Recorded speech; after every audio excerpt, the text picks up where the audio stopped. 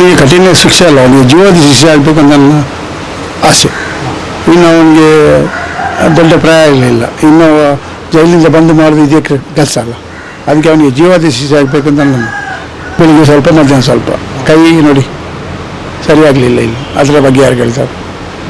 ಶಾಸಕ ವೇದವಾಸ ನನಗೆ ತುಂಬ ಹೆಲ್ಪ್ ಆಗಿದ್ದಾರೆ, ರಿಕ್ಷಾ ತೆಗೆದು ಕೊಟ್ಟಿದ್ದಾರೆ, 5 ಲಕ್ಷ ಕ್ಯಾಶ್ ಕೊಟ್ಟಿದ್ದಾರೆ, ಅದು ಸರಿ. ಮತ್ತು ಪದ್ಮರಾಜರು ಮನೆ ರಿಪೇರಿ ಕೊಟ್ಟಿದ್ದಾರೆ, ಅದು ಮತ್ತು ಐವನ್ ಅವರು 2 ಲಕ್ಷ ತೆಗೆದು ಕೊಟ್ಟಿದ್ದಾರೆ, ಸತ್ಯ ಅದು. ಆದಮೇಲೆ ಈಗ ಅದೆಲ್ಲ ಮುಗಿದಿದೆ. ಈಗ ನಮ್ಮನ್ನು ಯಾರು ನೋಡೋದು, ನಮಗೆ ಯಾರು ಹೆಲ್ಪ್ ಆಗ್ತಾರೆ.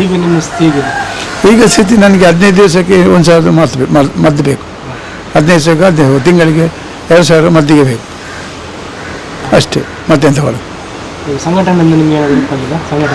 ಸಂಘಟನೆಯವರೆಲ್ಲ ಬಂದವ್ರನ್ನ ಕಿಸೆಗೆ ಸ್ವಲ್ಪ ಹಣ ಹೋಗಿ ಸಂಘಟನೆಯವರು ಅಂತ ನಮ್ಮ ದೇವಸ್ಥಾನದವರು 25,000 ಕೊಟ್ಟರು ಫಸ್ಟಿಗೆ. ಮತ್ತು ವೇದಾಸ್ ಮತ್ತು 5 ಲಕ್ಷ ಮತ್ತು ರಿಕ್ಷಾದ ಕೊಟ್ಟಿದ್ದಾರೆ. ಅದೊಂದು ದೊಡ್ಡ ಪುಣ್ಯ. ನಾನು ಮಾಡಿದ ಪುಣ್ಯ ಯಾರು ಮಾಡಿ ಗೊತ್ತಿಲ್ಲ, ಯಾರು ಕೊಡ್ತಾರೆ. 5 ಲಕ್ಷ ಕ್ಯಾಶ್ ಒಂದು ರಿಕ್ಷಾದೊಂದು ಇಟ್ಟಿದ್ದಾರೆ ಹೊಸತ್ತು. ಪದ್ಮರಾಜರು ಮನೆ ರಿಪೇರಿ ಮಾಡಿ ಕೊಟ್ಟರು. ಮತ್ತು ಐವನ್ ದಿವಸದ ಸ್ವಲ್ಪ ಸಮಯದಂತ 2 ಲಕ್ಷ ತೆಗೆದುಕೊಟ್ಟರು. ಅವನಿಗೆ ಜೀವದ ಶಿಕ್ಷೆ ಆಗಬೇಕಂತ ಬಯಸೋದು ಅಷ್ಟೇ, ಮತ್ತೇನಿಲ್ಲ. ಅವನಿಗೆ ಇನ್ನು ಬಿಡಲೇಬಾರ್ದು, ಬಿಟ್ಟರೆ ಅವ ಮಾಡ್ತಾನೆ ಗ್ಯಾರಂಟಿ. ಅವ ಅಮರಲ್ಲ ಬಸ್ ಸ್ಟ್ಯಾಂಡ್ ನಾಗೂರಿ, ಅಲ್ಲಿ ಪಿಕಪ್ ಮಾಡಿದ್ದು. ನಾಗೂರಿ ಅಮರಲ್ಲ ಬಸ್ ಸ್ಟ್ಯಾಂಡ್ ಪಿಕಪ್ ಮಾಡಿ ಪಂಪೈಲಿ ಅಂತ ಹೇಳಿದ ಅಷ್ಟೇ, ಮತ್ತೇನಿಲ್ಲ. 2 ಶಬ್ದ ಪಂಪೈಲಿ ಹೇಳಿದ. ಪಂಪೈಲಿ ತರುವಾಗ ಕಪ್ತಾನ್ ಶಾಲದಲ್ಲಿ ಹೊಡೆದು ಚಲಬಿಲೆ ಆಗಿದೆ ಅಷ್ಟೇ.